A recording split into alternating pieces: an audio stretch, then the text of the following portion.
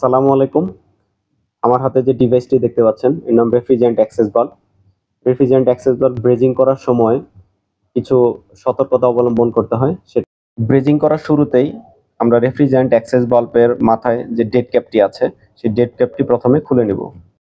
Dead ক্যাপের উল্টো পাশে যে লকটি আছে এই লক দিয়ে রেফ্রিজারেন্ট অ্যাক্সেস বাল্বের ভিতরে একটি নন রিটার্ন বাল্ব থাকে, সেই নন রিটার্ন বাল্বটি খুলে নিতে হবে। এটা খোলার উদ্দেশ্য হচ্ছে নন রিটার্ন ভালভের মধ্যে একটি রাবার সিল থাকে। যখন আমরা ব্রেজিং করব প্রচুর হিট জেনারেট হয়, এই হিটে রাবার সিলটি গলে যেতে পারে। তো এটি যদি গলে যায় সেক্ষেত্রে এর কার্যকারিতা থাকবে না। ব্রেজিং করা শেষ হলে রেফ্রিজারেন্ট অ্যাক্সেস ভালভের মধ্য দিয়ে নাইট্রোজেনের প্রবাহ দিয়ে একে প্রথমে ঠান্ডা করতে হবে। ঠান্ডা করার পর আমরা নন রিটার্ন ভালভটি পুনরায় এর ভিতরে স্থাপন করব। রেফ্রিজারেন্ট অ্যাক্সেস ভালভ আমরা বিভিন্ন কাজে ব্যবহার করে থাকি।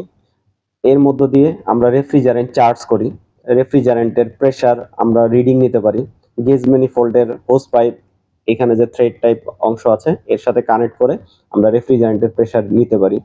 এছাড়া ইনস্টলেশনের সময় আমরা পুরো সিস্টেমটা ভ্যাকিউম করি, ভ্যাকিউমের রিডিং আমরা গেজ ম্যানিফোল্ড অথবা ভ্যাকিউম গেজ মিটারের মাধ্যমে আমরা রিডিংটা নিতে পারি। আশা করি রেফ্রিজারেন্ট অ্যাক্সেস ভালভের বিভিন্ন বিষয় আপনারা বুঝতে পেরেছেন। আজকে এই পর্যন্তই। আল্লাহ হাফেজ।